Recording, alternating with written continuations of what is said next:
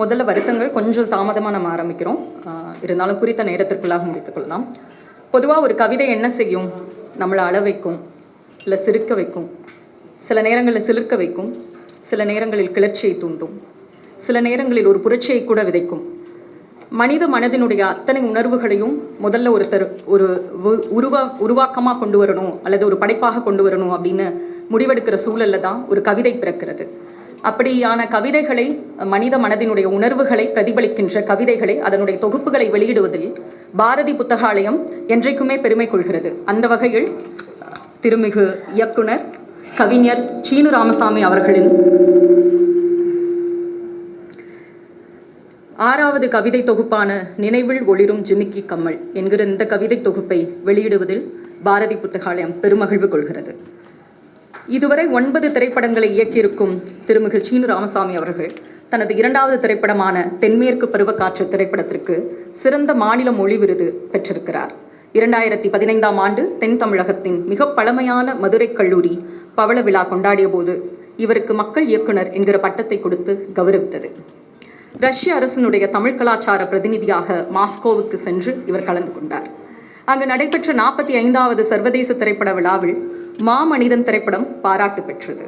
அமெரிக்காவில் நடைபெற்ற 56வது ஹாஸ்டன் வெஸ்ட் சர்வதேச திரைப்பட விழாவில் சிறந்த குழந்தைகள் மற்றும் குடும்ப திரைப்படத்திற்கான இயக்குனர் விருதை இவர் பெற்றிருக்கிறார்.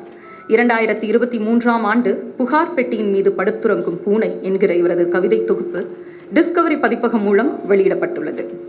இந்த கவிதை நூலுக்கு கவிதை உறவு 50வது இலக்கிய விழாவில் சிறந்த நூலுக்கான விருது, 2023ஆம் ஆண்டுக்கான படைப்பு விருது, சௌமாவின் 2023ஆம் ஆண்டுக்கான சிறந்த கவிதை நூல் விருது ஆகிய விருதுகள் வழங்கப்பட்டன. இவரது கவிதைகளை the days of small brook and other poems என பேராசிரியர் இளங்கோ நடேசன் அவர்கள் ஆங்கிலத்தில் மொழிபெயர்த்திருக்கிறார். NCBH பதிப்பகம் இவரது புகார் பெட்டியின் மீது படுத்துறங்கும் பூனை கவிதைகளை the cat sleeping upon the complaint box என லதா ராமகிருஷ்ணன் ஆங்கிலத்தில் மொழிபெயர்த்த நூலை வெளியிட்டிருக்கிறது. அந்த ஆங்கில நூல் பெங்களூரு கிரைஸ்ட் யூனிவர்சிட்டி மாணவர்களுக்கு பாடமாக இருக்கிறது. கூடுதல் சிறப்பு, இந்த கவிதை தொகுப்பை சாகித்ய அகாடமி விருது பெற்ற ஜில்லாலே பாலாஜியின் தெலுங்கு மொழிபெயர்ப்பில் பிரியடு பேட்டவை நித்ருஸ்தந்தி பிள்ளி என்ற தலைப்பில் சாயா பதிப்பகம் வெளியிட்டிருக்கிறது. மலையாளம், கன்னடம் என இவரது கவிதைகள் மொழிபெயர்க்கப்பட்டு வெளிவர இருக்கின்றன. லண்டன் கேம்பிரிட்ஜ் பல்கலைக்கழக குழுமத்தைச் சேர்ந்த பெகாசிஸ் பதிப்பகம் ஆங்கில எழுத்தாளர் ஜெயந்தி சங்கர் மொழிபெயர்த்த இவரது கவிதைகளை நூலாக வெளியிட இருக்கிறது. முதன் முறையாக ஒரு தமிழ் கவிஞருக்கு கிடைத்த பெருமை இது. இதுவரை ஒரு வீட்டை பற்றிய உரையாடல் என்கிற தொகுப்பு 2009ஆம் ஆண்டிலும், காற்றால் நடந்தேன் என்கிற தொகுப்பு 2011ஆம் ஆண்டிலும், புகார் பெட்டியின் மீது படுத்துறங்கும் பூனை என்கிற தொகுப்பு 2023ஆம் ஆண்டிலும், மாசி வீதியின் கல் சந்துக்கள் என்கிற தொகுப்பு 2023ஆம் ஆண்டிலும், கோயில் யானையின் சிறுவன் என்கிற தொகுப்பு 2024ஆம் ஆண்டிலும் என 5 கவிதை நூல்களை படைத்திருக்கிறார். இது இவரது 6வது படைப்பு. இந்த படைப்பினை வெளிக்கொண்டு வருவதில் பாரதி புத்தகாலயம் பெருமகிழ்வு அடைவதோடு இந்நிகழ்வை முறையாக துவங்க முதலாவதாக வந்திருக்கின்றவர்களை வரவேற்று வரவேற்புரையாற்றுமாறு பாரதி புத்தகாலயத்தின் திருமிகு நாகராஜன் அவர்களை அன்போடு அழைக்கிறோம். அன்பார்ந்த நண்பர்களே, ஒரு பெரும் மகிழ்ச்சியான ஒரு நாள் இன்று. எதுக்கு இதை சொல்கிறேன்னாக்கா, இந்த நேரத்தில் நான் பாரதி புத்தகாலயத்தினுடைய முதல் புத்தகத்தை வெளியிட்டதை நான் நினைத்து பார்க்கிறேன். 2002ஆம் ஆண்டு பாரதி புத்தகாலயத்தின் முதல் புத்தகம் நலிந்து வரும் நலத்திட்டம் என்கிற ஒரு புத்தகம் வெளியிடப்பட்டது. அந்த புத்தகத்தை எழுதியவர் மதுரா சுவாமிநாதன். அவர் MS சுவாமிநாதனுடைய மகள். அதுதான் பாரதி புத்தகாலயத்தினுடைய முதல் புத்தகம். அந்த புத்தகத்தை வெளியிடுவதற்காக ஜான் ஆரிஸ் என்கிற மிகப்பெரிய அறிஞர் லண்டன்லேருந்து அன்றைக்கி வந்தார். ஏன்னா அவர் மதுரா சுவாமிநாதனுடைய டீச்சர் அவர். அதனால் அந்த புத்தகத்தை வெளியிடணும்னு அவங்க தான் கூப்பிட்டாங்க. கிட்டத்தட்ட அவர் ஃப்ளைட்டில் போன செலவு பல லட்சங்கள். அதே மாதிரி அன்றைக்கி C.T. குரியன், சமீபத்தில் இறந்த ஒரு பொருளாதார அறிஞர், அவர் தான் அந்த புத்தகத்தை வெளியிட்டார். இவங்கெல்லாம் வந்தபோது அந்த புத்தகத்துக்காக நாங்கள் சென்னை முழுக்க இருக்கக்கூடிய எல்லா பல்கலைக்கழகங்கள் மற்றும் கல்லூரிகளுக்கெல்லாம் இன்விடேஷன் அனுப்பிச்சு, இது மாதிரி பெரிய பெரிய பொருளாதார அறிஞர்கள் வராங்க, முக்கியமான புத்தகம் முதல் முறையாக தமிழில் வெளியிடுறோம் அப்படின்னு எல்லா பல்கலைக்கழகங்களுக்கும் கடிதங்கள்லாம் அனுப்பிச்சோம். ஆனால் வந்து அந்த புத்தகம் வெளியீட்டு விழாவுக்கு மொத்தம் 13 பேர் தான் வந்திருந்தவங்க. எல்லாரும் வந்து பெரிய பெரிய அறிஞர்கள். எங்களுக்கு முதல் புத்தகம் வெளியிட்ட போதே ரொம்பவும் அதிர்ச்சி ஆயிடுச்சு. இதுமாரிலாம் புத்தக வெளியீட்டு விழா நடத்தணுமா அப்படிங்கிற ஒரு கேள்விக்குறிக்கே வந்துட்டோம் நாங்கள். ஆனால் வந்து நாங்கள் விடலை. அதுக்கப்புறம் தொடர்ந்து பல புத்தகங்கள் வெளியிட்டிருக்கோம். ஆனால் இன்றைக்கி நான் பார்க்கும்போது இத்தனை கேமராக்கள், இவ்வளோ கேமராவை இதுவரையும் நான் எந்த ஒரு புத்தக வெளியீட்லையும் நான் பார்க்கவே இல்லை. ஏன்னா இது வந்து ஒரு சினிமா நடிகருக்கான ஒரு இதில்லை. அவர் வந்து இயக்குனர் அல்ல, இயக்குனர் தான். ஆனால் அவர் கவிஞர். அதை நான் வந்து முக்கியமாக குறிப்பிட விரும்புகிறேன். சீனு ராமசாமி அவர்கள் ஒரு முக்கியமான ஒரு தமிழ்நாட்டினுடைய, அதை ஒரு சினிமா இயக்குனருங்கிறனாலே அவருடைய கவிதைகள் கவனிக்கப்படவில்லை அப்படிங்கிறதையும் நான் இங்கே குறிப்பிட விரும்புகிறேன். கவிஞர்னாக்கா அது வந்து சில அடையாளங்கள் இருக்குது. 2 கவிஞர்கள், நவீன கவிஞர்கள், அப்புறம் வந்து சாதாரணமாக எழுதக்கூடிய கவிஞர்கள். இந்த நவீன கவிஞர்கள் யாருமே வந்து இந்த மாதிரியான கவிஞர்களை கொஞ்சம் கூட அங்கீகரிக்கவே மாட்டாங்க. இதெல்லாம் கவிதைன்னா ஒத்துக்கவே மாட்டாங்க அவங்க. இப்படி ஒரு போக்கு இருக்குது. ஆனால் மக்கள் அங்கீகாரம் கொடுத்துருக்காங்க இந்த கவிதைகளுக்கு. அவரோட ஒரு நீங்கள் வந்து முக்கியமாக இந்த புத்தகத்தில் ஒரு கவிதையை படிக்கணும். நீங்கள் ஒரு ரயில் வண்டியில் பசி வருது, அந்த பசியோடு எவ்வளோ பேர் வருவாங்க அப்படிங்கிறத பற்றி ஒரு கவிதை இருக்குது. நான் ஏன்னா கவிதையை சொல்ல போகிறதில்ல, ஏன்னா நீங்கள் படிக்க போகணும். அதுக்காக அந்த பசி, அந்த பசியை வந்து இதுதான் அவர் கவிஞனுடைய ஒரு மனம். முக்கியமாக நான் வந்து அதை சொல்ல விரும்புகிறேன். அவர் வந்து யதார்த்தத்தை பிரதிபலிக்கிறாரு. பெரிய பெரிய விஷயங்கள்லாம் இல்லை, ஒரு சின்ன சின்ன விஷயங்கள் தான். அதை வந்து அவர் வந்து ரொம்ப நுணுக்கமாக அவரோட ஆழத்துலேருந்து, அவரோட ஒவ்வொரு கவிதையும் அவரோட கவிதை தான். எல்லாருமே அந்த கவிதையினுடைய பாத்திரம் அவர் தான். அதில் இருக்கக்கூடிய பெரும்பாலான கவிதையினுடைய பாத்திரம் அவர் சீனு ராமசாமி தான். நான் அதை வந்து ஆழமாக இங்கே குறிப்பிட விரும்புகிறேன். அதனுடைய ஒவ்வொரு அதைப்பட்டது ஒரு தமிழச்சியினுடைய ஒரு கவிதை இருக்குது. அவங்க வந்து ட்ரெயினில் ட்ராவல் பண்ணுறாங்க. ட்ராவல் பண்ணும்போது பக்கத்தில் கணவர் இருக்கார், எதிரில் சில இளைஞர்கள் உக்காண்டிருக்காங்க. அந்த குழந்தை வந்து அழுகும்போது அழுகுது. அப்போ வந்து அந்த குழந்தை வந்து பாத்ரூம் போயிடுது. இது மாதிரியான சம்பவங்கள் தான். அப்போ வந்து கணவர் என்ன மாதிரி ரியாக்ஷன் கொடுக்குறாரு, எதிரில் இருக்கவங்க என்ன ரியாக்ஷன் கொடுக்குறாங்க அப்படிங்கிறது தான் அந்த கவிதை. அது வந்து ஒரு மனதை வந்து அப்படியே தைக்கிற மாதிரியான ஒரு கவிதை. ஒரு ஆணாதிக்கத்தினுடைய வெளிப்பாடு எப்படி இருக்குதுங்கிறத ஒரு சின்ன கவிதையில் அவங்க வந்து பிரதிபலிப்பாங்க. அது வந்து இன்றைக்கும் பல வருஷங்களுக்கு முன்னாடி படித்த கவிதை இன்றைக்கி எனக்கு அது நினைவு இருக்குன்னாக்கா நிச்சயமாக கவிதையினுடைய ஆழம் என்ன என்பதை நீங்கள் வந்து தெரிஞ்சிக்க முடியும்.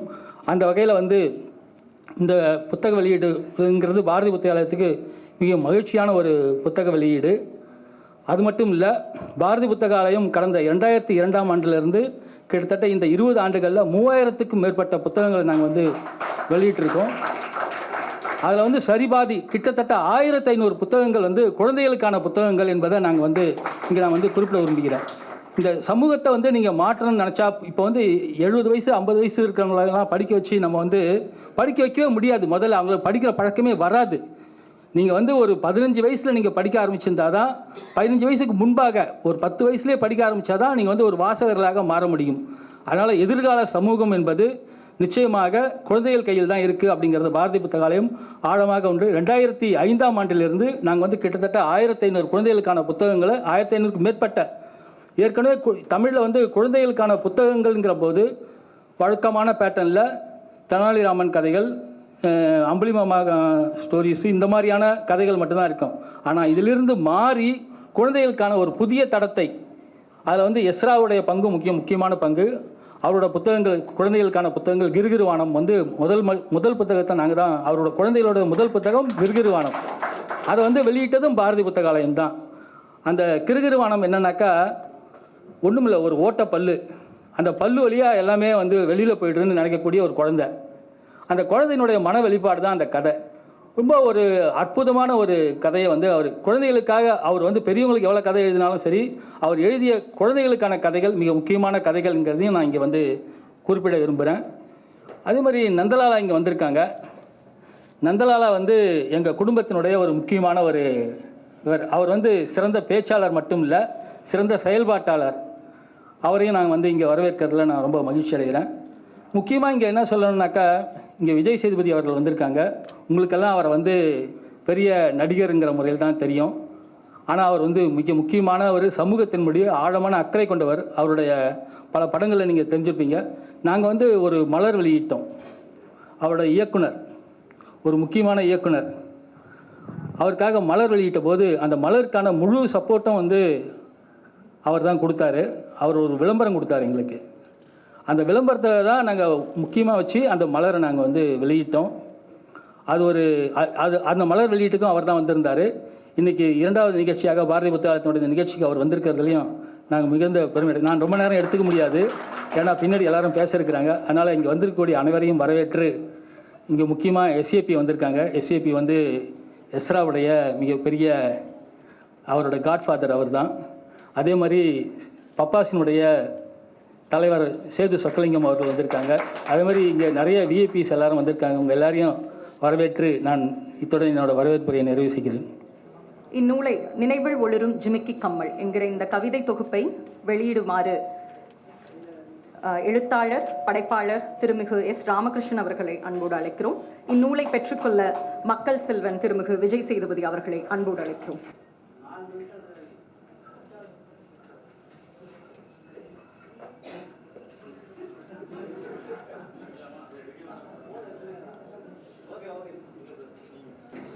ஒரு ஆச்சரியமான கூட்டம் இது.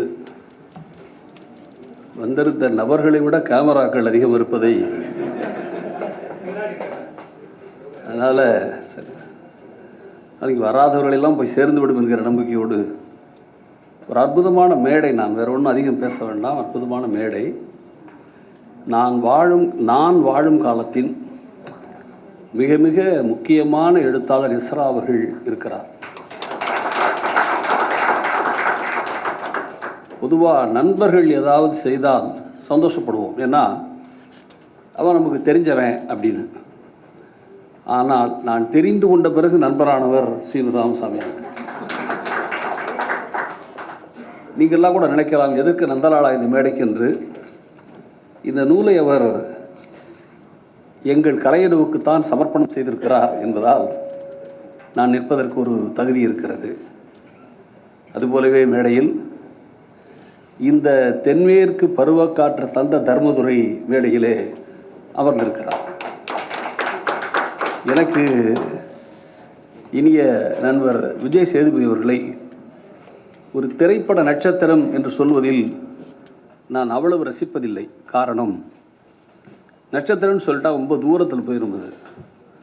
எனக்கு ஒரு திரையின் நிலா என்று தோன்றும். கொஞ்சம் நம்ம கிட்டக்கு இருக்குது என்பதால் நீ உடனே ஆரம்பிச்சிடாதீங்க, நிலானா அத்தபடி போய் கொஞ்சம் வரும் போகுமேன்னு. இது நிரந்தரமான பௌர்ணமி என்று சொல்லலாம் என்று எனக்கு தோன்றுகிறது. நண்பர்களே, ரொம்ப நல்ல சிறந்த கவிதை தொகுப்பை சீனு ராமசாமி கொடுத்திருக்கிறார். ஒரு நல்ல படைப்பை படித்தால் ஒரு மனிதனுக்கு மனசில் ஒரு சின்ன அலை ஒன்று இடணும். அதான் நல்ல நூல். இப்போ எஸ்ராவோட யாமம் படிச்சிங்கன்னா கையை முகந்து பார்த்தீங்கன்னா அந்த அத்தர் வாசம் வந்துடும். நீ படிச்சிருந்தீங்கன்னா தெரியும். தி ஜானகிராமனோட உயிர்த்தேன் படிச்சிங்கன்னா செங்கம்மா மனசுக்குள்ளே வராமல்லாம் இருந்து விட முடியாது. அப்படி ஏராளமான கவிதைகளை கொண்ட ஒரு நல்ல தொகுப்பை இனிய நண்பர் சீனு ராமசாமி அவர்கள் இந்த நினைவில் ஒளிரும் ஜிம்மி கம்மல் என்கிற நூலில் தருகிறார். நண்பர்களே, சீனு ராமசாமியினுடைய சினிமாக்களை பார்க்கும்போதெல்லாம் என்ன தோணும்னா, யார் எப்படி போய் சீனுடைய எந்த படமாக இருந்தாலும் சரி பார்த்தீங்கன்னா காலில் மண் ஒட்டும். உங்களுக்கு புரியும் நான் நினைக்கிறேன். மண் சார்ந்த படம் என்று சொல்வதை விட ஒரு நேட்டிவிட்டி மிக்க படங்களை தொடர்ந்து தந்தது தான் சீனுடைய மகத்தான வெற்றி என்று நான் நினைக்கிறேன். நீங்கள் பல பேருடைய படங்கள் நான் பார்க்குறேன். பெரிய பெரிய ஹீரோக்கள், பெரிய பெரிய இயக்குனர் படமெல்லாம் தரைக்கே வராமல் வானத்திலே பறந்துக்கிட்டு இருக்க விமானம் மாதிரி. அது கிராஷ் ஆனால் தான் கீழே வரும், அது வரைக்கும் வராது. அப்படியான சினிமாக்களில் எனக்கு இப்போ கூட ஞாபகம் இருக்க படம் தென்மேற்கு பருவக்காற்று வந்து வெளியில் வந்து நண்பர் சீனு ராமசாமிக்கு ஞாபகம் இருக்குன்னு நினைக்கிறேன். நாங்கள் தான் பட்டுக்கோட்டை கலையரவில் இவரை நாங்கள் மனதார பாராட்டினோம், மேடை ஏற்றி பாராட்டினோம் பட்டுக்கோட்டை கலையரவில். அப்போ இந்த படம் வெளியிடுவதற்கு அவர் பட்ட சிரமங்களை எல்லாம் அப்படி சொன்னார். அது இப்போ நான் சொல்ல முடியாது, அவ்வளோ விவரங்களை கொட்டினார். அதில் எனக்கு இன்னும் ஞாபகம் இருக்கிற ஒரு காட்சி என்ன ஞாபகம் இருக்குன்னா, அந்த ஆடு திருடுற பொண்ணு அந்த பொண்ணு சரண்யாவோட வீட்டுக்கு வருவாங்க, அதாவது இவர் வீட்டுக்கு வருவாங்க. வந்து அந்த அம்மா அவங்கள வரும்போது கையில் தாலியோடு வருவா அந்த பொண்ணு.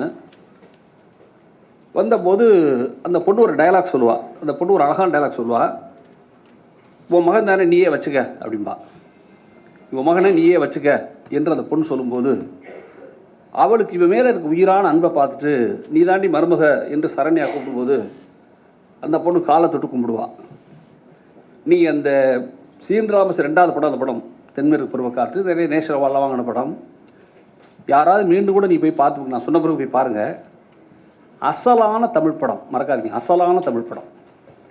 நடிகர்கள்லேருந்து, நடிகர் தேர்விலிருந்து, காட்சிகள்லேருந்து, இந்த பெண்கள்லேருந்து எல்லாமே ஒரு அழகான தமிழ் சார்ந்த படத்தை தைரியமாக கொடுத்து சீனிவாசராமசாமியோட கவி தொகுப்புது. இதில் ஒரு அம்மா வருவாங்க, சரண்யா. அந்த அந்த கதையில் சரண்யா ஒரு அழகாக ரொம்ப ஒரு அபூர்வமான அம்மாவாக வருவாங்க. நான் உண்மையாகவே தேடினேன், சீன் ராமசாமிக்கு எப்படி இப்படி ஒரு அற்புதமான அம்மா மீது கவனம் வந்தது, அல்லது உண்மையாகவே சீன் ராமசாமியுடைய கவிதைகளில் ஏதாவது தென்படுதா என்று கூட நான் யோசித்தேன். இந்த சரண்யாவை உள்வாங்குவதற்கு சீன் ராமசாமிக்கு எப்படி தோன்றியது என்று யோசிக்கும் போது இவர் கவிதையில் எனக்கு ஒரு கவிதை ஆச்சரியப்படுத்துச்சு. சீனிராமசாமி சினிமா எடுப்பதோடு மட்டும் இல்லாமல், நாகராஜன் சொன்னது போல கவிஞர். ஒரு தாய் எப்படி சார் சொல்லலாம்? இப்போ ஒரு தாய் எப்படி சொல்லலாம்? அதில் கிராமத்து தாய், தமிழ் சார்ந்த தாயவோ. சீனிராமசாமி இந்த தொகுப்பில் இருக்கிற கவிதையில் சொல்கிறார், குழம்பு வைக்க காசு இல்லாத நாட்களில் உன்னை முகம் சுழித்த என்னிடம் நாமும் நல்லா இருப்போம்டா என்ற சொற்களை சோற்றில் ஊட்டி வளர்த்தாள் என் தாய் என்ற கவிதை முடிகிறது. எனக்கு இப்போ சரண்யா கேரக்டர் எப்படி வந்துச்சு நான் யோசிச்சு பார்த்தேன். இப்படி ஒரு மனசில்லாத ஒருவனால் சரண்யா போன்ற ஒரு பாத்திரத்தை படைத்திருக்க முடியுமா என்று யோசித்தால், ஒரு கவிஞன் இயக்குனராகுவது தமிழுக்கு நல்லது என்பதை நீங்கள் தயவு செய்து புரிந்து கொள்ளுங்கள் நண்பர்களே. அது மட்டுமல்ல, அந்த தர்மதுரை படத்தில் ஒரு டான்ஸ் தெரியாத ஒரு டான்ஸ் ஆடுற இடத்த தான் அவர் ஆடிருப்பார் விஜய் சேதுபதி. நீங்கள் பார்த்துருப்பீங்க. ரொம்ப நல்ல, அதாவது இந்த மக்கா கலங்குதப்பா என்கிறதுல ஒரு தப்பை பற்றி ஒரு டயலாக் எழுதியிருப்பார் சீன் ராமசாமி. அது தப்பு இல்லடா, அதான் சரி என்று ஒரு டயலாக் பேசி சொல்லியிருப்பார். நான் ரொம்ப பெருமைப்படுகிறேன். ஏன்னா தப்பாட்டத்தை, வெறும் சாவு வீட்டுக்கு ஆடிக்கொண்டிருந்த தப்பாட்டத்தை தமிழ்நாட்டு மேடைகளில் ஏற்றி அதை ஒரு மங்கள வாத்தியமாக கொண்டாடியது தமிழ்நாடு முற்போக்கு எழுத்தாளர் சங்கம் என்பதில் எனக்கு எப்போதும் பெருமை. நாங்கள் அப்போ சொன்ன வார்த்தை அது தப்பாட்டம் இல்லை, அதுதான் சரியான ஆட்டம் என்று. இன்றது நான் கடந்த முறை அமெரிக்கா போயிருந்து பார்க்கிறேன், எல்லா அமெரிக்க தமிழ் சங்கங்களிலும் தப்பாட்டம் இல்லாதமே இல்லை. நீ அமெரிக்கா முழுதும் எஸ்ரா போயிருக்காரு, எல்லாருக்கும் தெரியும். பரதநாட்டியத்துக்கு முன்னாடியே இப்போ அமெரிக்காவில் இருக்கிற தமிழ் சங்கங்களில் தப்பாட்டம் தான் ஆடப்படுது. அப்போது இது சரியான ஆட்டம் என்பதை நாங்கள் சொன்னதல்ல, அதை மக்களிடம் கொண்டு சேர்த்ததில் தர்மதுரையினுடைய பங்கு மிக மிக முக்கியமான பங்கு. நான் அப்படித்தான் எஸ் ராமகிருஷ்ணனையும் சரி, அன்புக்குரிய நமது நண்பர் சீன் ராமசாமியும் நான் பார்க்கிறேன். நண்பர்களே, எனக்கு என்ன தோணும்னா, அடிக்கடி, அதாவது சினிமா ஒருத்தன் எழுதுகிற ஒருத்தர், சினிமா எடுக்கிற இயக்குனர் ஒருத்தர் கவிதையை கைவிடுவாரா, அல்லது சினிமா அதிகம் எடுக்க கவிதையை கைவிட்டு விடுவாரா என்ற எனக்குமே கூட தயக்க முடியாது. நான் ஃபோனில் தான் கேட்டேன் சினிமா, எப்படி சார் சினிமா எடுத்துகிட்டு கவிதை எழுதிட்டு இருக்கிறீங்க என்று. அப்போ தான் மனசில் எனக்கு தோணுச்சு. மரியாதைக்கு ஆர் பாலகிருஷ்ணன் அவர்கள் ரொம்ப அழகான வார்த்தைன்னு சொல்லுவார் அடிக்கடி, சட்டையை வேணால் கழட்டி போடலாம், யாராலும் தோலை உரித்து போட முடியாது என்று பாலகிருஷ்ணன் சொல்வார். அப்படித்தான் மனிதர்கள் தன்னுடைய இயல்பான விஷயங்களை கைவிட்டு விடக்கூடாது என்பதற்கு சீனிராமசாமி மிகச்சிறந்த உதாரணம் என்று எனக்கு மனசிற்படும். நண்பர்களே, இன்னொன்று சொல்லணும் எனக்கு தோணும் எப்பவுமே, இந்த கவிதை முழுதும் எளிய மனிதர்களை பற்றிய கவிதைகள். கொஞ்சம் யோசிச்சு பாருங்களேன். எஸ்ரா நிறைய வரலாற்று நூல் எழுதினவர், மறைக்கப்பட்ட வரலாறுலாம் எழுதினவர். நான் என்ன கேட்குறேன், வரலாறுங்கிறது யாரை பற்றி பெரும்போதி பேசும்? ஜெயித்தவனை, முக்கியமானவனை பற்றி பேசுவது வரலாற்றினுடைய பெரும்பகுதியான வேலை. அப்படின்னா இந்த எளிய மனிதர்களை யார் பேசுவது? இந்த எளிய மனிதர்களை பேசுவது எனக்கு தெரிந்த இலக்கியங்கள் மட்டும்தான். அதிலும் குறிப்பாக கவிதைகள் மிகச் அற்புதமாக எளிய மனிதர்களை பேசுகிறது. நான் அடிக்கடி சொல்கிறேன், எளிய மனிதனா யார் சார் அவன்? எளிய மனிதனா யார் அவன்? எளிய மனிதனா யார் தெரியுமா அவங்களுக்கு? இந்த பூமி மாதிரி அவன். கொஞ்சம் புரிகிற மாதிரி சொல்கிறதுனா, இந்த பூமி மாதிரி எப்படி தெரியுமில்ல, இந்த பூமி தன்னைத்தானே சுற்றிக்கிட்டு உலகத்தையும் சுற்றுது. நமக்கு தெரியுமா? அப்போது நீங்கள் உட்காந்து யாராவது ஃபீல் பண்ணுறீங்களா உலகம் சுற்றுது? அப்படி ஃபீல் பண்ணுற மாதிரி உலகம் சுற்றினா நம்ம உட்காந்துருப்போமா? வயநாடு மாதிரி போயிருப்போம். ஆனால் என்ன ஆச்சரியம்னா, தன்னைத்தானே சுற்றி கொண்டு இந்த சூரியனையும் சுற்றுகிற இந்த பூமி தான் சுற்றுவதே தெரியாமல் எப்படி வாழ்கிறதோ அப்படித்தான் இந்த மண்ணில் எளிய மனிதர்கள் வாழ்ந்து கொண்டிருக்கிறான் என்பதை நீங்கள் தயவு செய்து மனதில் வையுங்கள். அப்படிப்பட்டவன் தான் வாழைப்பழம் வைக்கிறவன், அப்படிப்பட்டவன் தான் கேட் திறந்து விடுறவன், அப்படிப்பட்டவன் தான் இன்ஜின் ஓட்டுறவன், அப்படிப்பட்டவன் தான் டிரைவர், கண்டக்டர். இவர்களெல்லாம் தன் வாழ்க்கையை தனக்காக வாழ்வதைப் போல் தோன்றும். ஆனால் அவர்கள் வாழ்வதை நிறுத்திவிட்டால் நமக்கு வாழ்க்கை இல்லை என்பதை நீங்கள் தயவுசெய்து மனசில் வச்சுங்க. அப்படியானவர்களை பற்றி இந்த நூல் முழுதும் சீனிராமசாமி பேசுகிறார். எனக்கு சீனிராமசாமி இந்த கதைகளில் ரொம்ப முக்கியமாக எனக்கு தோன்றுவது ஒரு கவிதை இருக்குது. இதில் ஒரு கவிதை ஒன்று சொல்கிறார், நானும் கீழ்ஸும் ஒன்றுதான் என்று சொல்கிறார். அந்த கவிதை நீங்கள் படிச்சுங்க. நாகராஜ் சொன்ன மாதிரி எல்லா கவிதையும் சொல்லிட்டோம்னா நீங்கள் புத்தகத்தை வாங்க போயிருக்கீங்க பயம் அவருக்கு இருக்குது. ஆனாலும் கூட நான் சொல்கிறேன், நானும் கீழ்ஸு ஒன்றுதான் என்கிற கவிதையில் நானும் கீழ்ஸு மனநிலை அளவில் சமாதானத்தில் ஆழ்ந்திருக்கிறோம். இருவர் நூல்களும் கவனம் பெற்றுவிட்டன. அவர் உலகெங்கிலும், நான் உள்ளூரில் என்று. ஆனால் ராமசாமி அவர்களே, சீனு அவர்களே, உள்ளூரில் கவனம் பெறுவதுதான் ஆச்சரியம்.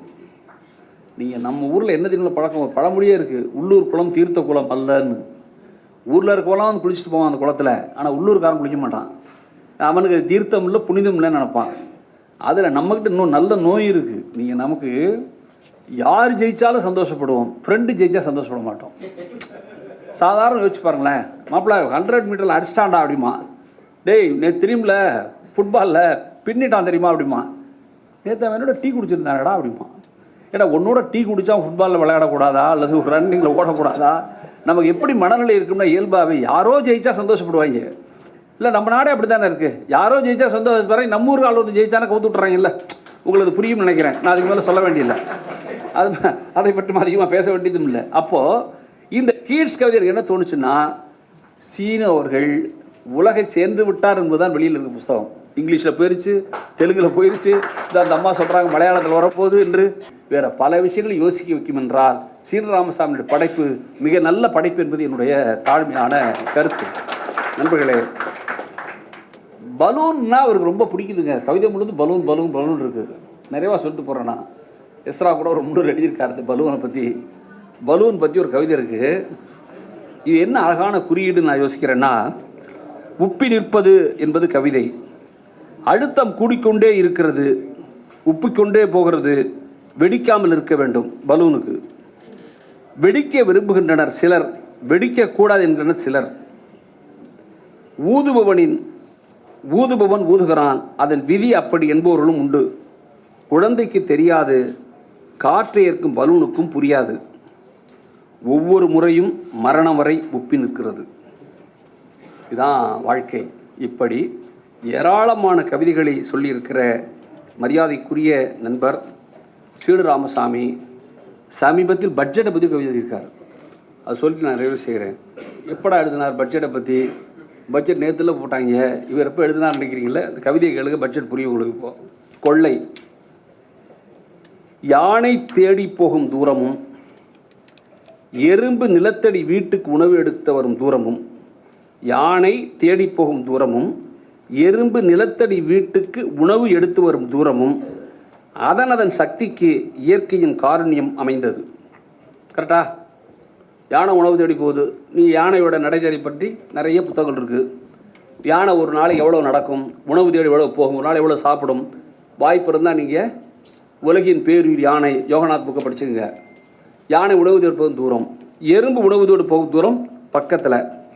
அதன் சக்திக்கு இயற்கையின் காருண்யம் அமைந்தது. இரு உயிர்களுக்கும் உணவை தனித்தனி வைத்திருந்தும் யானையின் பசிக்கு எறும்பின் உணவை எடுக்கும் மனிதர்களை பார்த்ததும் புரியாமல், யானையின் பசிக்கு எறும்பின் உணவை எடுக்கும் மனிதர்களை பார்த்தும் புரியாமல் ஒளிச்சூரியனை அல்லும் பகலும் சுற்றுகிறது பூமி. இந்த கவிதை தான் சார் நான் பட்ஜெட் கவிதைன்னு நினச்சேன். இப்போது நீ யோசிச்சு பாருங்க, டேக்ஸ் போடுறாங்க அரசுக்கான உணவு, அதை எனக்கு போடுற டேக்ஸ் அதிகப்படுத்திட்டு அதுதான் எறும்புக்குள்ள டேக்ஸு, கார்ப்பரேட் டேக்ஸை குறைச்சா அதான் யானைக்குள்ள தூரம், இப்படி மாற்றி செய்வதை இவர் கொள்ளை என்று சொல்கிறார். நான் சொல்லலை, நான் இந்த கவிதையை புரிஞ்சுக்கிட்ட விதத்தை தவிர வேறு எதுவும் நான் சொல்லலை. ஆனால் நான் ஏன் சொல்கிறேன்னா, இப்படித்தான் கவிதை பயணப்படும். நீ என்ன புரிஞ்சுக்கலாம்னா, சிறந்த கவிதையின் பணியே என் பார்வையில் சிறந்த படைப்புகள் எதுவானாலும் சரி அதனுடைய பயனே எல்லா விஷயங்களையும் நினைவூட்டுவது தான். அதனால தான் மீண்டும் மீண்டும் சொல்ல வேண்டியது என்ன இருக்குன்னா, ஒரு புத்தகம் படிப்புவானால் மற்ற புத்தகங்கள் ரசிக்கவே முடியாது. இதை மட்டும்தான் சார் நான் படிக்கிறேன் அப்படின்னா உங்களை ரசிக்கவே முடியாது. யாரால் பல நூல்களை படிக்க முடிகிறதோ அவர்களால் தான் இன்னொரு புத்தகத்தையும் ரசிக்க முடியும் என்பதை புரிந்து கொள்ளும்போது தான் வாசிப்பின் மட்டம் ஏன் அதிகப்பட வேண்டும் என்பது புரியும். எனவே என் பார்வையில் இந்த நூல் முழுதும் நான் சொல்லிவிட்டு நெல்லாடுகிறேன். நான் ரசித்த இன்னொரு கவிதை அணிலாட்டம்னு ஒரு கவிதை இருக்குது. ஒரு கிளையிலிருந்து மறு கிளைக்கு தாவும் அணில் விட்டு விட்டு வந்து கிளை ஆடுவதை ஒரு கணம் பார்க்கிறது. கவிதை கூர்மையாக கவனிச்சுங்க. ஆடப்போகும் இக்கிளையை இறுக பற்றி மறுகிளைக்கு தாவுகிறது. கிட்டத்தட்ட ஐடி செக்டார் தான். இப்போ இந்த கவிதையை திருப்பி வச்சு பாருங்கள். ஒரு கிளையிலிருந்து மறுகிளைக்கு தாவும் அணில் விட்டு விட்டு வந்த கிளை ஆடுவதை ஒரு கணம் பார்க்கிறது. இந்த வேலை அந்த வேலையை மாறுறான், அதை பார்க்குறான். ஆடப்போகும் கிளையை இறுக பற்றி மறுகிளைக்கு தாவுகிறது என்றால் இதுதான் சங்க இலக்கியத்தின் கூறு. இயற்கையை பேசுவதன் மூலம் வாழ்வை பேசுவது, இயற்கையை முன்வைத்து வாழ்வை பற்றி கதையாடுவது. இயற்கையை முன்வைத்து கதையாடுகிற எந்த கவிதையும் சாகாது. ஏனென்றால் இயற்கை தான் நிரந்தரமானது என்றால் சீன ராமசாமியின் கவிதைகள் நிரந்தரமானது. அவருடைய 6 நூல்களில் 6வது நூலை வெளியிட்டு பேசுகிற, அதுவும் நான் முன்பே சொன்னது போல எஸ்ரா போன்ற, மரியாதைக்குரிய விஜய் சேதுபதி போன்ற மிக பெரும் ஜாம்பவான்கள் இருக்கிற மேடையில் பேசுவதற்கு சந்தர்ப்பம் தந்த என்னுடைய இனிய நண்பர் சீன ராமசாமிக்கு நன்றியை சொல்லி நான் விடைபெறுகிறேன். நன்றி, வணக்கம். முதல்ல இங்கே வந்திருக்கிற உங்கள் அத்தனை பேருக்கும் நன்றியும் வணக்கம். நந்தலாலா சார் ஆரம்பிக்கும்போது இது ஒரு ஆச்சரியமான ஒரு கூட்டம்னு சொன்னார். அந்த ஆச்சரியம் அவர் பேச தொடங்கிலேருந்து ஆரம்பிச்சிச்சு நான் நினைக்கிறேன். ரொம்ப அற்புதமான ஒரு பேச்சு சார். நான் இங்கே வந்து வரவேற்புரை பேச தான் என்னை கூப்பிட்டுருந்தாங்க. நான் வரும்போது சரி ஓகே, ஒரு அட்டென்ஷனுக்கான ஒரு முகமாக தான் உள்ளே வந்தேன். வந்து கொஞ்ச நேரத்தில் நம்ம இங்கே இருக்க வேண்டிய ஆள் இல்லை, பார்வையாளர் இடத்துல இருக்க வேண்டிய ஆள்னு நான் நினச்சேன். அப்புறம் நந்தலாலா சார் பேச ஆரம்பித்து, அப்புறம் இஸ்ரா சார் பேச ஆரம்பிக்கும்போது நான் முடிவு பண்ணிட்டேன், நான் மாணவனாக மெல்ல மாறிக்கொண்டே இருக்கிறேங்கிற ஒரு தருணத்துக்கு போயிட்டேன். நான் அது வாழ்க்கையில் சில பேருக்கும் நமக்குமான உறவுகள் வந்து ஏதோ ஒரு காரணத்தினால ஒரு தொடர்பு ஏற்படுத்துது. நம்மளுடைய ஆள் மனதிலேருந்து ஒரு வேட்கையிலேருந்து அது தொடங்க தான் நம்புகிறேன். ஏன்னா நான் இதுவாக ஆகணும், எனக்கு இது வேணும். இப்போ சின்ன வயசில் அப்பாவோ உடன் பிறந்தவர்களோ நண்பர்களோ நம்ம விருப்பப்பட்டதை கேட்போம், நமக்காக அவங்களால முடிஞ்சதை வாங்கி கொடுப்பாங்க. ஒரு வயசுக்கு அப்புறம் எதையாவது செய்யணும், இல்லை எதையாவது சாதிக்கணும், அதுக்கு ஏதாவது ஒரு அறிவு வேணும் அப்படின்னு சொல்லும்போது அதுக்கான ஆசான்கள் வந்து நம்ம வாழ்க்கையில் வந்து யாரோ ஒருத்தர் எங்கேருந்து ஒருத்தர் வந்து நம்மளோட அறிவு குளத்தில் ஒரு கல்லை போட்டு கொஞ்சம் கலங்கடிச்சிட்டு போவாங்க. அதுக்கப்புறம் அது கொஞ்ச நேரத்தில் அது தெளிவு பெறும் நான் நம்புகிறேன். அப்படி என் வாழ்க்கையில் வந்து நிறைய ஆசான்கள் வந்து மிக முக்கியமானவர் வந்து திரு சீன ராமசாமி. அந்த ஆசான் வந்து எனக்கு முதல்ல வாய்ப்பு கொடுத்து என்னை ஒரு ஹீரோவாக்குனதாக இருக்கட்டும், இன்றைக்கி என்னை மறுபடியும் இந்த கவிதை தொகுப்பு வெளியீட்டுக்கு என்னை கூப்பிட்டு வந்து செய்து கவிதை படுறா, அதில் நிறைய பர்ஸ்பெக்டிவ் இருக்குது, வாழ்க்கை புரியும் அப்படின்னு என்னை திரும்பவும் மாணவன் ஆக்கியிருக்காரு. அதுக்கு ரொம்ப நன்றி சார். இங்கே கவிதை நான் படித்த போது எனக்கு சார் என் ஆஃபீஸ்க்கு வந்த போது வந்து எனக்கு கவிதை புரியலை, நிஜமாக புரியலை. ஏன் எளிமையாக இல்லைன்ற கேள்வி எனக்கு இருந்தது. ஆனால் அதை எனக்கு சரியாக படிக்க தெரில, எனக்கு சரியாக பார்க்க தெரிலங்கிறத நீங்கள் 2 பேரும் எனக்கு ரொம்ப அழகாக பாடம் எடுத்தீங்க. இந்த வகுப்பறையில் நான் ரொம்ப அற்புதமான இந்த நேரத்தை நான் செலவழித்தேன். பருவ வயதில் நம்ம காதலிக்கிற பெண்ணோடு இருக்கிற நேரம் போகிறதே தெரியாதும்பாங்க, அந்த மாதிரி இருந்தது சார். ரொம்ப நன்றி சார். மிக பிரமாதமான ஒரு ஸ்பீச் சார். நான் வந்து பிரார்த்தனை தீர்ந்து போகிறதுக்கு முன்னாடி கற்பூரம் கரைஞ்சிடக்கூடாதுன்னு ஏங்கிறது போல் எங்கிட்டே இருந்தேன் சார். நான் மிக பிரமாதமாக இருந்தது சார். ஒருத்தர் படிக்கும்போது பட்ஜெட்டை சொல்கிறாரு, மல்யுத்த வீராங்கனை மேற்கோள் காட்டி பேசுகிறாரு, சமகாலத்தோடு பேசுகிறாரு, முன்னாடி போகிறாரு. நந்தலாலா சார், எஸ்ரா சார் பேசும்போது அப்படியே கவிதையை எடுத்துகிட்டு பின்னாடி போகிறார், சங்க காலத்துக்கு போயிடுறாரு. ஸோ இந்த இந்த இந்த டைம் ட்ராவல் இருக்கு இல்லையா, இது என் கண் முன்னாடி நிகழ்கிறத நான் பார்த்துக்கிட்டே இருக்கிறேன். ரொம்ப அற்புதமாக இருந்தது. ஒரு விஷயம் வந்து அது புரியும் போது நான் நம்புவேன். என் நண்பர் ஒருத்தர் மணிவண்ணன் சொன்னதான் நினைக்கிறேன். இப்போ மூளைங்கிறது ஒரு மிகப்பெரிய இந்த உலகத்தை போல் இருக்க இடம்னு வச்சுக்கிட்டிங்கன்னா, நம்ம பயன்படுத்துகிற இடத்துல மட்டும் நம்ம விவசாயம் பண்ணணும்னு வச்சுக்கோங்களேன். நீங்கள் படிக்க உலகம் புரிய நீங்கள் அந்த இடத்த பெருக்கிக்கிட்டே போகிறீங்கன்னு சொன்னாங்க. இன்றைக்கி அந்த மூலையில் விவசாயம் பண்ணுறதுக்கும் இடத்த பிடிக்கிறதுக்குமான ஒரு பெரிய ஆர்வத்தை இந்த கூட்டம் வந்து எனக்கு ஏற்படுத்தி கொடுத்ததுக்கு ரொம்ப ரொம்ப ரொம்ப நன்றி. இதில் வந்து நான் சில கவிதைகள் புரிஞ்சது, ரசித்தேன். சிலது ஏன் இப்படி எழுதியிருக்காரு அப்படின்றது. இப்போ நான் படிச்சுட்டு நான் ரொம்ப நேரம் கேள்வி கேட்டு புரிஞ்சுக்கணுமான்ற ஒரு கேள்விலாம் எனக்கு இருந்தது. நல்லா இருந்தது சார், கேட்டுக்கலாம். ஸோ ஆனால் அது எளிமையாக தான் இருக்குது. நான் அதை எளிமையாக பார்க்கலன்றது தெரிஞ்சது. எனக்கு அந்த உப்பு வியாபாரியோட அந்த ஒரு தெருவின் மௌனத்தை கழிச்சு அந்த உப்பு வியாபாரியோட கவிதை வந்து எனக்கு ரொம்ப பிடிச்சி. எனக்கு சின்ன வயசில் ஒரு தள்ளு வண்டியில் முதுகில் இவ்வளோ பெரிய கட்டி வச்சுக்கிட்டு வெள்ளை பனின்னு ஒரு ப்ளூ கலர் கட்டம் போட்டு லுங்கியும் கட்டிக்கிட்டு ஒரு பெரிய மூட்டையில் உப்பு விற்றுட்டு போய் எங்கள் ஊரில் நான் பார்த்துருக்கேன். அப்போது உப்பு வந்து 1 கிலோ வந்து ₹1.50 வந்தது. எனக்கு அந்த சின்ன வயசில் ஒரு கேள்வி இருந்தது, இவ்வளோ பெரிய மூட்டை விற்றாலும் அவருக்கு ஒரு 15-20 ரூபா கூட தேராதே, இதை வியாபாரம் பண்ணிகிட்டு இருக்காரு அப்படின்னு நான் அன்றைக்கி யோசிச்சிருக்கேன். ஆனால் இவர் சார் சொன்ன மாதிரி எல்லாரும் வேலைக்கு போனதுக்கப்புறம் அந்த தெருவே அமைதியாக இருக்கிற அந்த இடத்துல ஒரு உப்பு வியாபாரியோட அந்த ஒரு வருகை வந்து அந்த தெருவை எப்படி கலைச்சதுன்னு அந்த விஷுவலை வந்து ரொம்ப அழகாக க்ரியேட் பண்ணி நிறைய கவிதைகள் வந்து பார்க்குறது போல் இருந்தது சார். நேரடியாக ஒரு பெரிய காட்சியை, ஒரு அழகிய ஒரு நிஜமாக ஒரு ஃபோட்டோகிராஃபை பார்த்தது போல் ஒரு பெரிய இதுவாக இருந்தது. ஒரு பெரிய தூண்டுற விதமாக இருந்தது சார். ஞாபகங்களை கூட்டு போகிற மாதிரி இருந்தது. முக்கியமாக எளிய மனிதர்களை பற்றி பேசும்போது எஸ்ரா சார் சொன்னார், நீங்கள் சொன்னது தெரியல, அது இந்த உலகம் சார் தான் சொன்னீங்க, இந்த உலகம் சுற்றுறதுனால நம்ம இருக்கிறத போல் எளிய மனிதர்களால் தான் நம்ம இயங்குறோம்னு சொன்னது வந்து அது மிக அற்புதமான ஒரு speech sir. Thank you so much sir. இங்கே வந்ததுக்கு நான் ரொம்ப சந்தோஷப்படுறேன். ரொம்ப நன்றி. வந்திருந்த அனைவருக்கும் நன்றி சார். நீங்கள் வந்து பேசுகிறீங்க சார். நான் அப்படி வாங்க சார். இப்பொழுது இயக்குனர் கவிஞர் திரு சீனிவாசசாமி அவர்கள் வந்து தன்னுடைய வாழ்வின் அனுபவத்தை, அவர் கவிதையாக்கின அனுபவத்தை நம்ம இன்றைக்கி பகிர்ந்துப்பார். வருக சார். அனைவருக்கும் ஒரு இனிய மாலை வணக்கம். இந்த நாள் எனக்கு ஒரு சிறப்பான ஒரு நாளாக நான் நினைக்கிறேன். ஏன்னா இந்த நிகழ்வு நடக்கிற ஒரு இடம்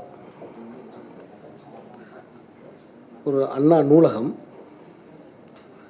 ஏன்னா நான் ஒரு கிளை நூலகங்களால் வளர்ந்தவன். நான் ஒரு கிளை நூலகங்களின் உதவியால் இந்த உலகத்தை பார்த்தவன். வேறு எந்த சோர்ஸுன்னு கிடையாது. என்னுடைய கிராமத்திலிருந்து நான் இந்த வெளி உலகத்தை பார்க்குறதுக்கு ஒரு கிளை நூலகத்தின் ஜன்னல் வழியாக இந்த உலகத்தை பார்த்தவன். அப்படியான எனக்கு என்னுடைய கவிதை நூல் ஒரு நூலகத்தின் 2வது மாடியில் நடக்குதுன்றது எனக்கு உண்மையிலே ஒரு மன நிறைவான ஒரு விஷயம். கற்றறிந்த அறிஞர்கள் நிறைய இந்த மேடையில் வந்திருக்காங்க. ராத்தே முத்து இருக்கிறாரு, நண்பர் அஜயன் பாலா இருக்கிறாரு, 96 காஃபி ஷிப் இருக்கார், ஐயா பதிப்பாசிரியர் மகாலிங்கம் அவர்கள் இருக்காங்க, சொக்கலிங்கம் அவர்கள் இருக்காங்க, ஆசான் எஸ்ஏபி அவர்கள் இருக்காங்க. இப்படி நிறைய கற்று அறிந்தவர்கள், பப்ளிஷர்ஸ் இருக்காங்க, வேடியப்பன் இருக்கார், சகோதரி இருக்காங்க. இப்படி உங்களுடைய முன்னிலையில் இந்த கவிதை நூல், அது என்னுடைய 6வது கவிதை நூல் வெளியீட்டு விழா என்பது எனக்கு உண்மையிலே ரொம்ப மகிழ்ச்சியாக இருக்கிறது. முதலில் என்னுடைய இதய நன்றி பாரதி புத்தகாலயத்துக்கு, அதன் தலைவர் திரு நாகராஜ் அவர்களுக்கு. அவரை நான் அணுகின போது நான் வந்து என்ன சொன்னேன்னா, இந்த கவிதைகளை படித்து பாருங்கள், பார்த்துட்டு சொல்லுங்கள் அப்படின்னு தான் நான் கொடுத்தேன். அவர் அந்த கவிதைகளை படித்துவிட்டு முழு மனதோடு இதை நூலாக கொண்டு வரலாம் அப்படின்னு அவர் சொன்ன பிறகு, அவர் தேர்வு செய்த பிறகு இது நூலானது. அதுதான் எனக்கு இங்கே ரொம்ப முக்கியமாக எனக்கு படுது. அதே மாதிரி இந்த நூலாக்கத்துக்கு நான் அப்போ ஒரு வேலையோடு நம்ம பாரதி புத்தகாலயத்துக்கும் நமக்கும் ஒரு வேலையோட ஒரு தொடர்பு உண்டாயிருச்சு. அப்படின்னா நம்ம என்ன செய்வோம்? நம்ம ஒரு பெரிய தொல்லையாக மாறுவோம் இல்லையா? ஏன்னா அப்படி என்னுடைய தொல்லைகள்லாம் தாங்கிக்கிட்டு இதை வடிவமைப்பு தந்த சகோதரி தோழர் தேவி அவர்களுக்கு என்னோடய நன்றியை தெரிவிச்சுக்கிறேன். அதே மாதிரி இதுக்கு சிறப்பான ஓவியம் வரைஞ்சி கொடுத்த ரவி பல்லேட்டுக்கு முதல்ல என்னுடைய நன்றியை தெரிவிச்சுக்கிறேன், ஓவியர் ரவி பல்லேட்டுக்கு. அதே மாதிரி இதோட டிசைன்ஸ், ஓவியம் வரைந்த ஓவியத்தை இதை டிசைன் பண்ணி கொடுத்த காலத்தி அவர்களுக்கு என்னுடைய நன்றி தெரிவிச்சுக்கிறேன். மற்ற எல்லா விஷயங்களையும் கரெக்டாக தொடர்புபடுத்தி ஒரு புத்தகமாக முழுமையாக்கி அப்பப்போ என்னோட கம்யூனிகேட் பண்ண ஜெயசீலி அவர்களுக்கு, என்னுடைய தோழர் ஜெயசீலி அவர்களுக்கு என்னுடைய நன்றியை தெரிவிச்சுக்கிறேன். மிக முக்கியமாக இந்த தொகுப்பு நினைவில் ஒளிரும் ஜிமிக்கி கம்மல் அப்படிங்கிற அந்த வார்த்தை இருக்கு இல்லையா, அந்த எழுத்து இருக்கு இல்லையா, அந்த எழுத்து தமிழ்நாட்டின் மிக முக்கியமான ஒரு நாடக கலைஞருடைய எழுத்து, மிக முக்கியமான ஒரு பத்திரிகையாளருடைய கையெழுத்து. அது அமரர் பரீட்சா ஞானி அவர்களுடைய கையெழுத்து. அந்த கையெழுத்தை இந்த டிசைனில் கொண்டு வருவதற்கு எனக்கு யோசனை சொன்ன இதன் டிசைனர் தோழர் காலத்தி அவர்களுக்கு என்னுடைய நன்றியை நான் தெரிவிச்சுக்கிறேன். எனக்கு ரொம்ப அதுவே எனக்கு ஒரு பெரிய ஒரு பாசிட்டிவாக எனக்கு பட்டுச்சு இந்த புக்கை அவர் டிசைன் பண்ணும்போது. என்னென்னா எனக்கும் இங்கே தோழர் ஞானி அவர்களுக்கும் ஒரு தொடர்பு இருந்துச்சு.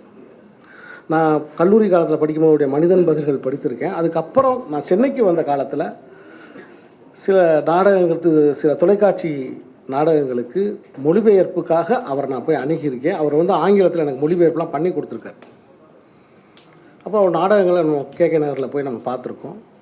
அப்படி ஒரு தொடர்பு எனக்கு அவரோட இருந்து என் பெயர் சொல்லி அவர் அழைப்பார். அந்த அளவுக்கு என்னை அவருக்கு தெரியும். அவருடைய பெயர் இதில் வந்தது. அது ஒரு ஆசையாக நான் நினைத்தேன், அதை ஒரு வாழ்த்தாக நான் நினைத்தேன்.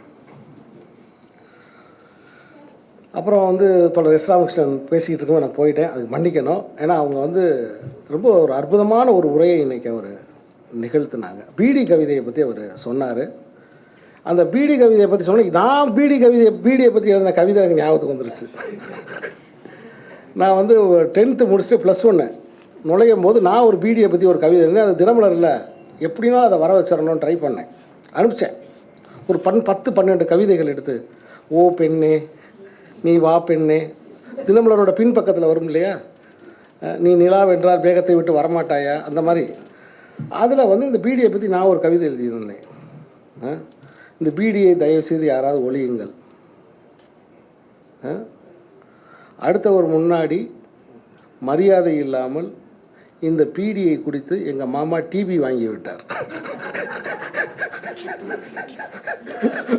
அப்படின்னு எழுதி கீழே சீனிவாசன், திருநகர், மதுரை 6 அப்படின்லாம் போட்டு, ஏன்னா எப்படி பத்திரிக்கையில் வருதோ அதே மாதிரி எழுதி அதை போய் போஸ்ட்லாம் பண்ணிவிட்டு காத்திருந்திருக்கேன். ஸோ இவர் ஒரு கவிதை சொன்ன உடனே எனக்கு அந்த காலத்தில் நான் எழுதின கவிதை ஒன்று எனக்கு வந்துருச்சு. தோழர் எஸ் ராமகிருஷ்ணன் அவர்கள் உண்மையிலே இங்கே வந்தது எனக்கு ரொம்ப பெருமை. ஏன்னா கிட்டத்தட்ட தமிழில் 138 நூல்கள் எழுதின ஒரு மனுஷன். இதே எனக்கு எப்படி தெரியும்னா, நான் வருஷம் நான் ஒரு சமம்னு ஒரு ஃபவுண்டேஷன் ஒன்று வச்சுருக்கேன். அதில் வருஷம் என்னால் முடிஞ்ச நூல்களை வாங்கி ஏதாவது ஒரு நூலகத்துக்கு அனுப்பணும். இது நன்கொடை வாங்கியோ அல்லது பிறரிடம் கடனாக பெற்றோ இதெல்லாம் கிடையாது அப்படின்னு ஒன்று வச்சுருக்கேன். அதில் ஏதோ என்னால் முடிஞ்ச கவிதைகளை மட்டும் வாங்கி அனுப்பணும். ஏன்னா கதை வாங்கிறதுக்கு ஆள் இருக்குது, கட்டுரைகள் வாங்க ஆள் இருக்குது, எல்லாத்துக்குமே ஆள் இருக்குது. ஆனால் கவிதைக்கு மட்டும் ஆள் இல்லை. கவிதைகளை வாங்குவதற்கு ஆட்கள் இல்லை தமிழ்நாட்டில், இன்க்ளூடிங் கவர்மெண்ட்டுன்னு சொல்கிறார் அவர். ஸோ கவிதைகளை வாங்குவதற்கு யாருமே இல்லை. அப்படின்னும் போது இந்த கவிதைகளை நம்ம தான் வாங்கணும். அதனால் நான் ஒரு புதிய யோசனையை கூட இந்த நேரத்தில் எனக்கு தோன்ற யோசனையை நான் இந்த இடத்துல சொல்கிறதுக்கு கடமைப்பட்டிருக்கேன். ஏன்னா எப்படி நம்ம ஊரில் காது குத்து, ஏன்னா இப்போ கல்யாணம் இது மாதிரி விசேஷங்கள் நடக்கும்போது அந்த விசேஷம் நடத்துகிறவருக்கு மொய் எழுதுவாங்க. அது மாதிரி ஒரு கவிஞர் ஒரு நூல் வெளியிடும் பொழுது மற்ற சக கவிஞர்கள்லாம் ஒரு வாட்ஸ்அப் குரூப்பில் சேர்ந்துக்கிட்டு அந்த புத்தகத்தை ஒரு மொய்யாக எழுதி அதை வாங்கிடணும். அதோட அர்த்தம் என்னென்னா, இவர் இன்னொரு புக்கு போடும்போது மற்றவங்களாம் அதை வாங்கணும். இது ஒரு கிராம பொருளாதாரத்தில் ஒரு குடும்பத்தை மற்ற குடும்பங்கள் காப்பாற்றுவதற்காக கண்டுபிடிக்கப்பட்டது. அதே நடைமுறையை ஏன் புத்தகங்களுக்கு கொண்டு வரக்கூடாது, குறிப்பாக பதிப்பாளர்கள் கொண்டு வரக்கூடாது அப்படிங்கிறது என்னுடைய ஒரு யோசனையை நான் அந்த நேரத்தில் முன்வைக்க விரும்புகிறேன். நலிந்த திரைப்படங்களுக்கு எப்படி அரசு மானியம் தருகிறதோ அது மாதிரி ஒவ்வொரு பதிப்பாளருக்கும் அரசு மானியம் தர வேண்டும். எப்படி தமிழ்நாடு எங்கும் புத்தக திருவிழாக்களை நடத்தி அதை மிகப்பெரிய கொண்டாட்டமாக மக்களிடம் அரசு கொண்டு போய் சேர்க்கிறதோ அதுபோல் இந்த பதிப்பாசிரியர்களையும் அரசு காப்பாற்ற வேண்டும் என்ற இந்த கோரிக்கையும் நான் இந்த நேரத்தில் முன்வைக்கிறேன். அப்படி நான் வாங்கி அனுப்புவதற்காக போன போது தான் எஸ். ராமகிருஷ்ணன் அவர்களுடைய நூல்களை போய் பார்த்தேன். சார் எவனாச்சும் ஒரு 10-20 புக்கு எழுதியிருப்பார், அதெல்லாம் வாங்கிடலாம் அப்படின்ட்டு போனேன். நான் போய் உட்காந்துருக்கேன், அவன் எடுத்து கீழே அடுக்கிக்கிட்டே இருக்கான். என்னடா இங்கே வா நிப்பாட்டு, அவர் பதிப்பித்த புஸ்தகத்தை நான் கேட்கலப்பா, அவர் எழுதின புஸ்தகத்தை மட்டும். இல்லை சார், எல்லாமே சார் எழுதினதான் சார். 138 புத்தகங்கள் எழுதின ஒரு நிறை குடம் என்னை வாழ்த்தியது எனக்கு ரொம்ப சந்தோஷம். அதே போல் நந்தலாலா அவர்கள் எங்கள் எழுத்தாளர் சங்கத்தை சேர்ந்தவர். நான் அவர் மேடையில் பேசும்போது தரையில் உட்கார்ந்து கேட்டவன். ஏன்னா காலம் எப்படியோ என்னை கொண்டு அவர் பக்கத்தில் உட்கார வைத்து விட்டது. அவர் ரொம்ப அனுபவித்து ரசித்து ஒவ்வொரு கவிதையும் அவர் பேசினார். அவருக்கு என்னுடைய இதயபூர்வமான நன்றிகள். விஜய் சேதுபதியே ஒரு கவிதை. விஜய் சேதுபதி கவிதை எழுதாத ஒரு கவிஞன். இதை நான் விஜய் சேதுபதி வாழ்ந்தவன் என்பதால் இதை நான் சொல்கிறேன்.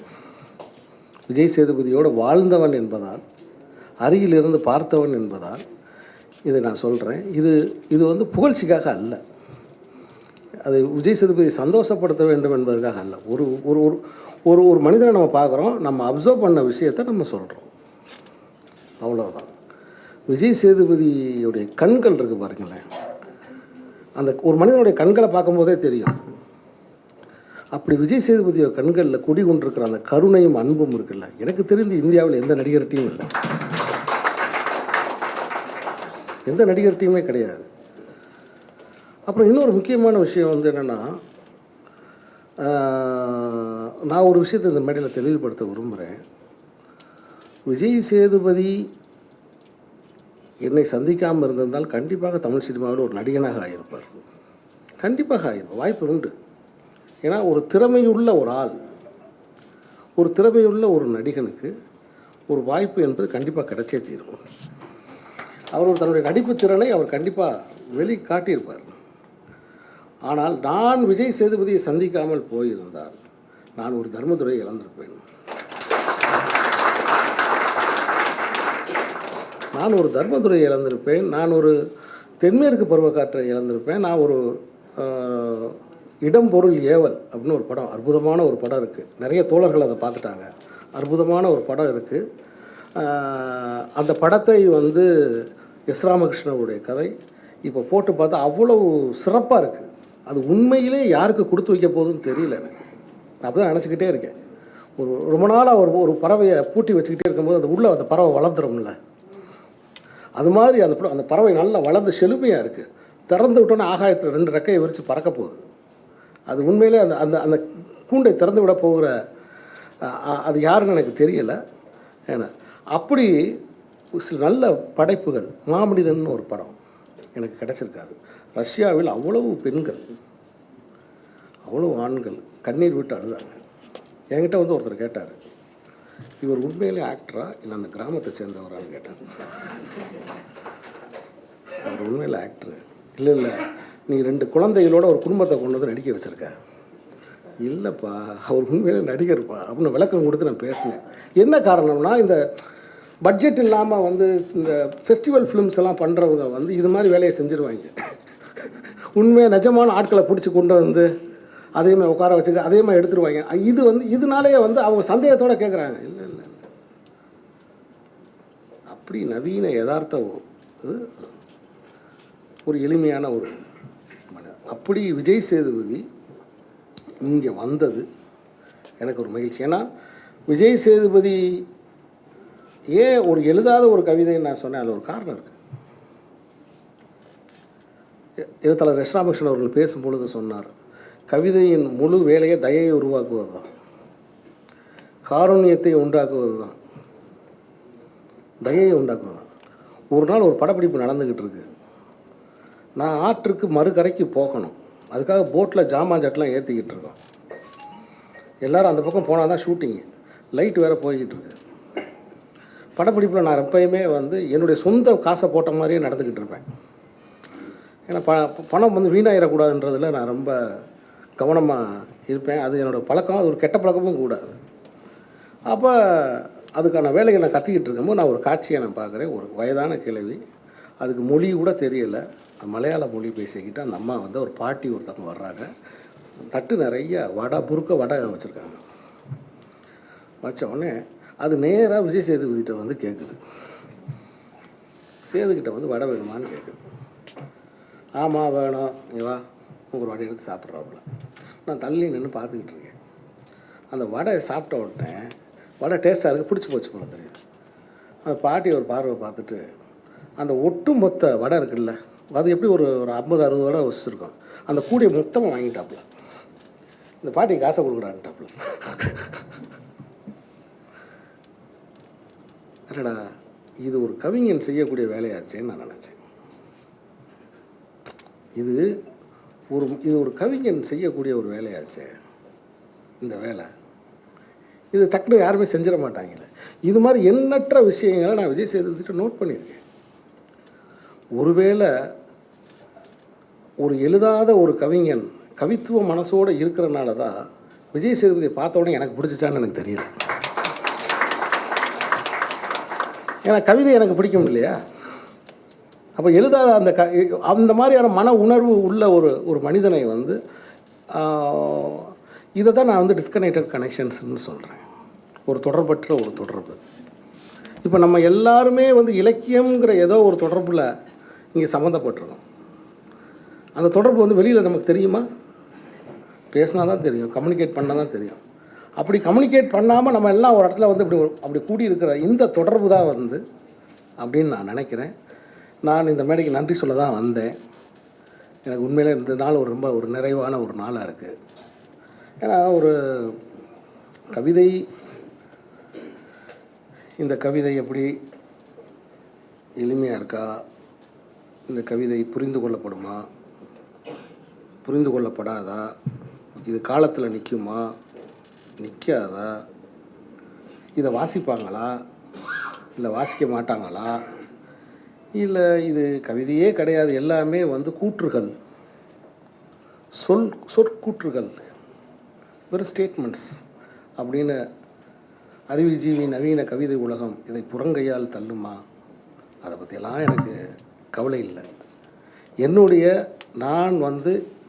நான் கிட்டத்தட்ட ஒரு 35 வருஷமாக கவிதை படிச்சுக்கிட்டு இருக்கேன். கவிதையிலேருந்து தான் நான் பிறந்தேன். என்னுடைய ஆதி கலை வந்து கவிதை தான். ஆனால் சினிமா இயக்குனராக அறியப்பட்டு விட்டேன்.